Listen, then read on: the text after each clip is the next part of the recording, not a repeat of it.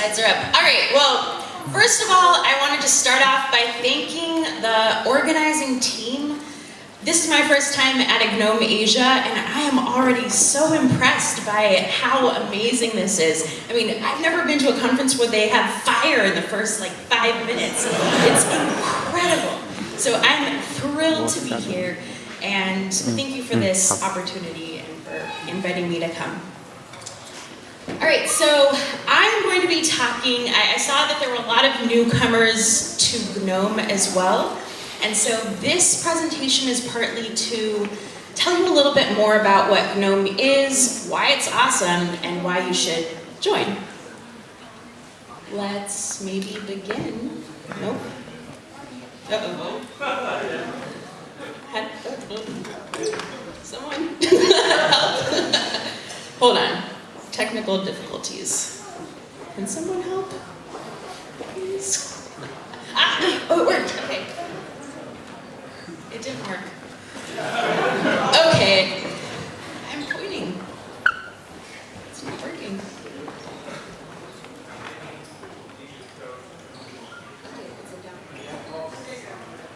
Okay, let me just try this really quickly. Okay. Okay. Sorry about that. Let's see, so first, what is GNOME and why is it awesome? Now, if you go to our website, you'll find this description of what GNOME is. GNOME brings companies, volunteers, professionals, and nonprofits together from all around the world. We make GNOME 3 a complete free software solution for everyone. And what I really like about this description is that it touches upon two main points. One, that the people, whoops, hold on, wrong way, are awesome. I'm gonna figure this out, I promise. And this picture shows just some of the many volunteers that are part of GNOME. GNOME is made up of thousands of people across the world volunteering and helping to make an amazing product. It's not just the individuals though. There are some amazing companies behind this that are helping to shape what GNOME is and where it's going. And because of a lot of companies that are also part of this organization, we get to work with experts in the field and get mentorship and work alongside incredible, brilliant minds. A lot of times these companies hire from the community, so especially people who are looking for jobs, it's a great place to start building your skill set and learning from some people who are really, again, experts in their fields. Okay, so we've talked a little bit about why the people side is awesome, but GNOME also makes amazing technology. And, okay, this email is the founding email. One of the co-founders, Miguel de Gaza, sent it, basically saying what the GNOME project is meant to be. It is a Linux desktop environment that is based entirely on free software. That is our founding principle. And so, I'm not going to give you the whole history of GNOME, but I did want to walk you through a few of the milestones. You guys also saw it in that incredible video at the very beginning, but this was the first iteration of GNOME back in 1999. It was a prototype, and what people showed to just, say, hey, GNOME is happening, this is what it will sort of look like. And people got really excited about it, and they were like, I want to try it. But this didn't work. So, GNOME, 1.2 is the one that actually mostly worked, and what really, started off GNOME. Fast forward a little bit, and you can see GNOME 2.0 starting to be more of that modern desktop environment. And what it shows is the design principle that GNOME really has. We try to make software that is simple, that is elegant, and that is reliable. And in GNOME 2.0, you can start to see how that is happening. Whoops, I keep doing this. Okay, fast forward again, and you see GNOME 3, and this is where we literally jumped into the modern world. You can see by that picture. And it really does look like a modern desktop environment. You can see again that strong design ethos. And the most recent release, GNOME 3.26, brings us even more modern with color emoji support, because that's really important. Yes. And a lot of other things to keep improving the quality of the actual performance. Okay, so GNOME's people are awesome, GNOME's technology is awesome, but also GNOME's values are awesome. And here, I'm going to be borrowing a little bit from Alan Day's speech at GWADEC called The GNOME Way. And in it, he highlighted 6 values that he sees are a really strong part of GNOME today.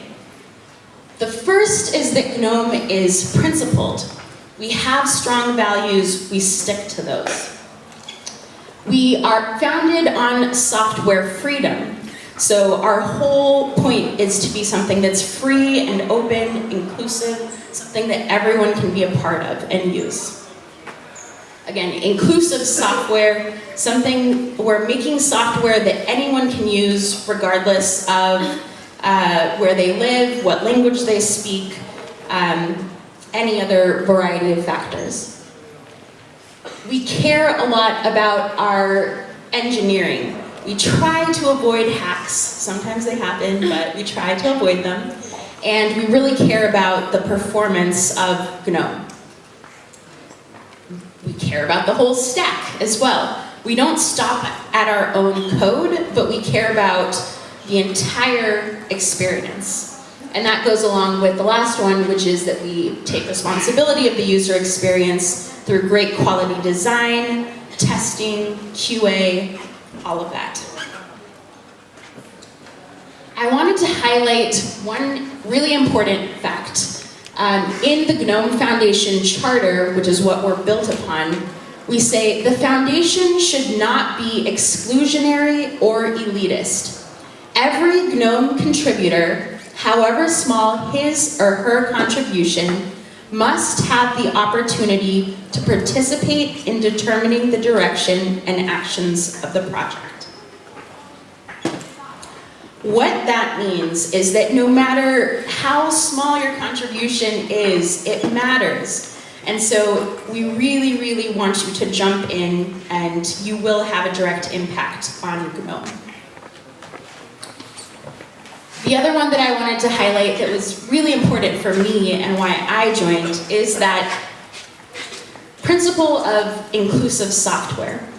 I'll talk about it a little bit in a moment, but I'm part of a company that really believes in this principle.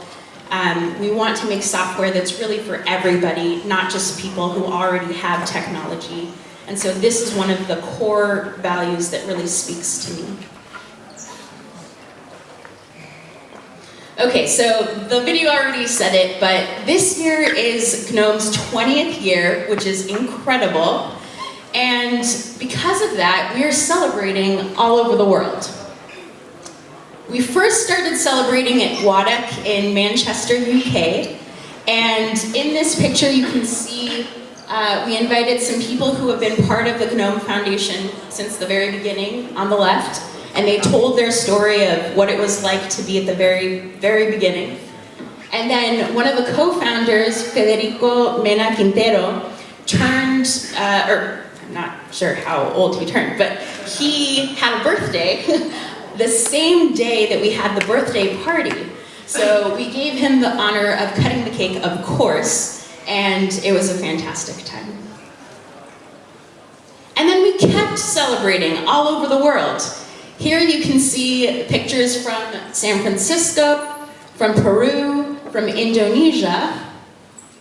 And hopefully we'll see pictures from this amazing celebration that's going to happen on a boat here. I think it's tomorrow at 7 p.m. I was told. Sorry if that's not the right time. I think that is.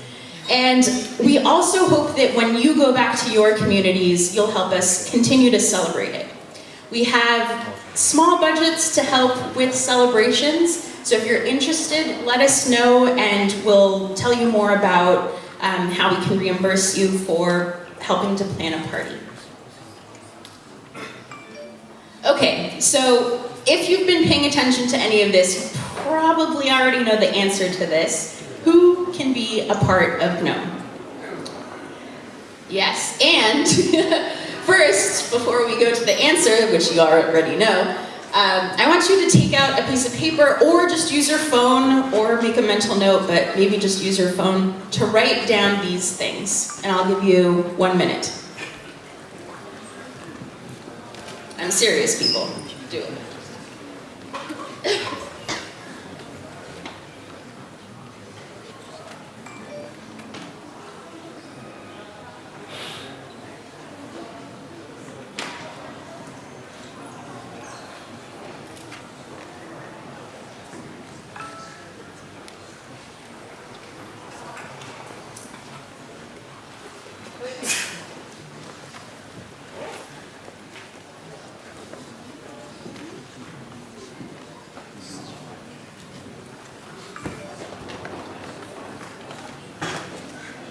A few more seconds.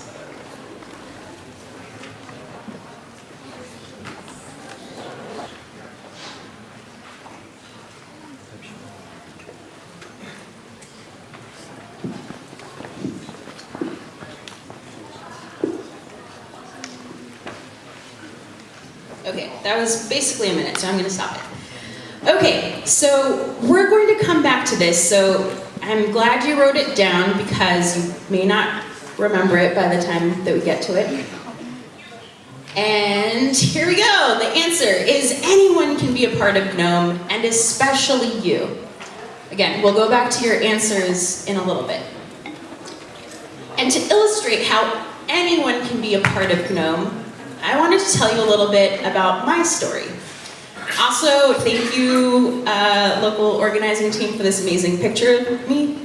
I love it. So I'm not your typical contributor. I'm not a programmer. I'm not a designer. I'm pretty new to the free software world, especially compared to a lot of the people working at GNOME. And I used Mac for a really long time, and other things. However, I really love software. I think that it's something that, a small amount of people can make such a big impact in the world. And I believe in its power in creating social impact. And so that's what, again, the values of GNOME and everything, these are the things that, for me, are important. I'm entrepreneurial. I love starting new things. I love creating. I'm an organizer of people and ideas, and I'm a leader. I first found out about GNOME through my work at Endless, which I briefly mentioned before. But Endless is a company that's trying to make software universally accessible for, again, the entire world. We have a lot of the same values as GNOME, and it was therefore a really natural fit to make GNOME a part of our core product. When I first started, I was in charge of helping to find applications to put on Endless, and that was my first experience with free software.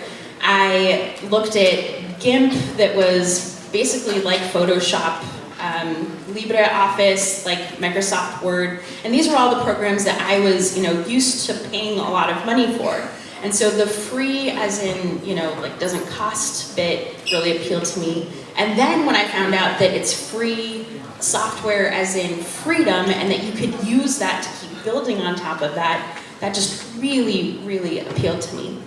And again, part of the thing that attracted me to the free software world.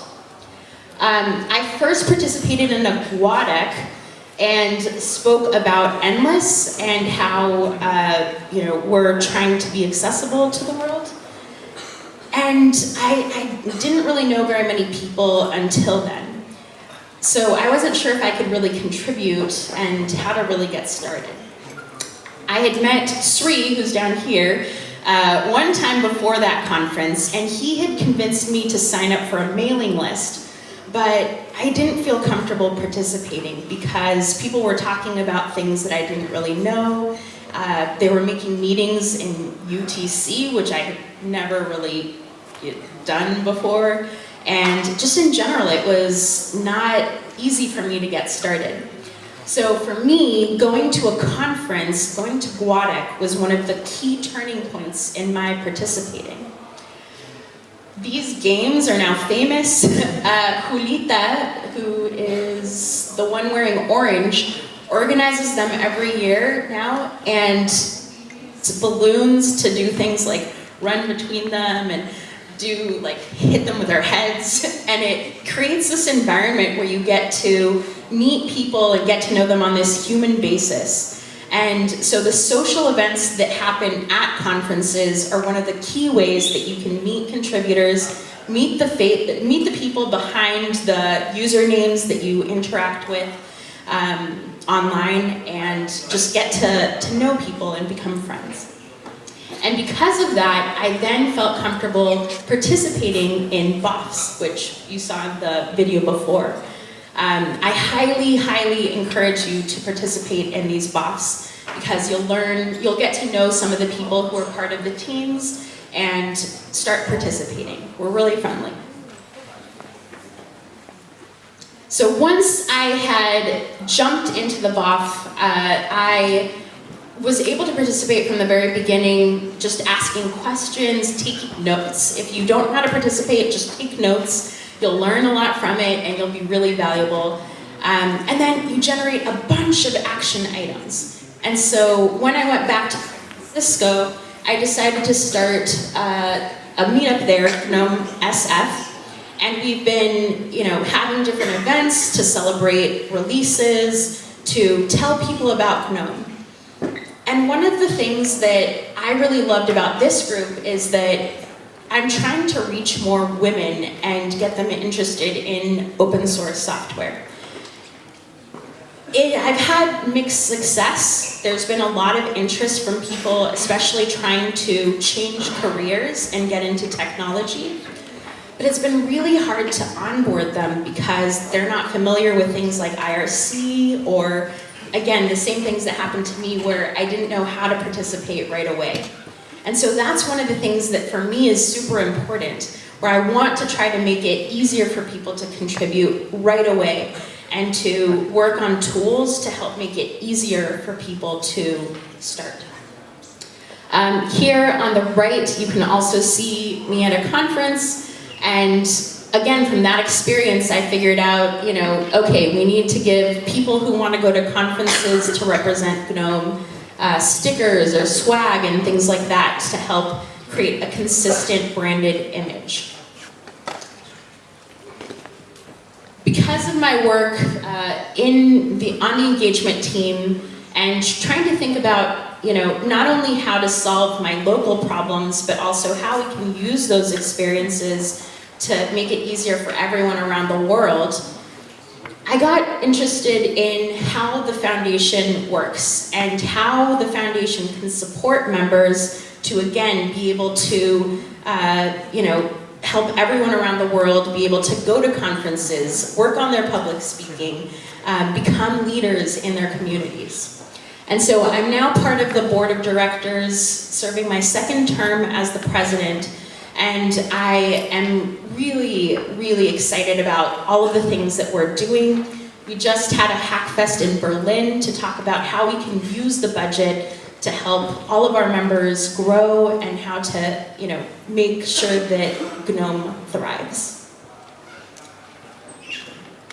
Okay, so hopefully I've managed to convince you that anyone can be a part of GNOME. You don't have to be a programmer, you don't have to be a designer. You just need to be passionate and enthusiastic and care about learning, connecting. So how do you start? If you like coding, there are many ways to contribute. Obviously, this is a software project, so there are ways. Here on the right is a screenshot of the Newcomer's Guide, which debuted this last year. And it's really trying to make it easy for anybody to just join, start working on projects that are already in existence. And it has mentors, maintainers that really care about newcomers, and will try to help make it easier for you to join. You can also help us with our website and creating tools, or even starting your own application. And if you're interested in that last one, creating your own application, there's going to be a great talk later on Flatpak and how you can package your app to be distributed on a lot of different Linux distributions. If you like writing, join us. There's lots of ways, again, documentation, you can help with website content, helping us to create social media posts, release posts, translating GNOME, many, many ways. If you like designing and creating, I mean, look at this amazing stuff here. We have, again, lots of opportunities for you to help us with branding and with design for local organizing teams, etc. Also videos. We love videos, and there aren't enough of them. Things like the one that you saw today can really help promote GNOME in ways that, not a lot of open source communities do. So if you're creative at all, please, we're really interested in having you. And if you like connecting, we have plenty of opportunities for speaking. We have a travel budget to help get you to conferences so that you can work on representing GNOME and, again, developing yourself as a professional, as a, also personally. And want you to just find ways to bring your leadership skills to your local community. Okay.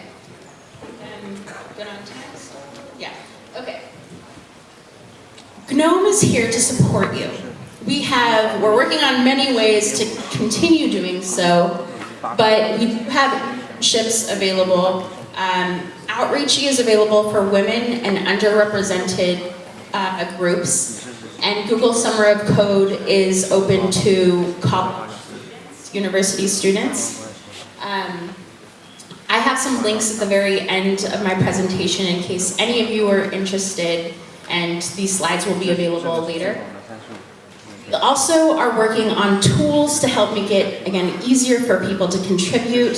Things like sorry, is this going on and off? Yeah.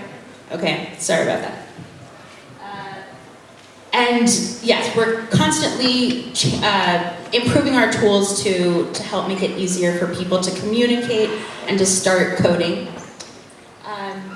We have travel sponsorship available, which I mentioned before, that will help you get to places. We know that coming to conferences is one of the things that really gets people interested, again, because you can meet us and then interact with us afterwards online. We are creating swag centers, which help get you stickers, brochures, and marketing materials that will help you promote GNOME in your local areas. And we can promote the work that you're doing through our social media and just in general to help promote the work that you are already doing. So remember the 3 things that I asked you to write down at the very beginning of this section.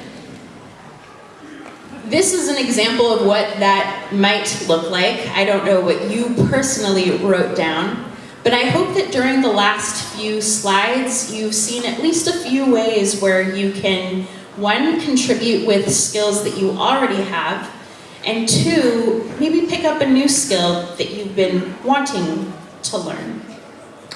In this situation, how do these all fit? I don't know.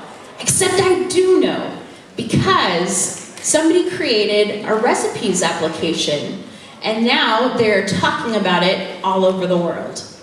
And so they first coded it, they blended their enthusiasm for cooking and recipes, and are now speaking about it. So that's just one example of how you can merge all of your interests and how GNOME can be that pathway for you to merge those things. In summary, GNOME is awesome. You should join. And I hope that this presentation has shown you at least a little bit about GNOME's history and what it currently is. Unfortunately, I can't tell you the future because the future of GNOME is you. Thank you.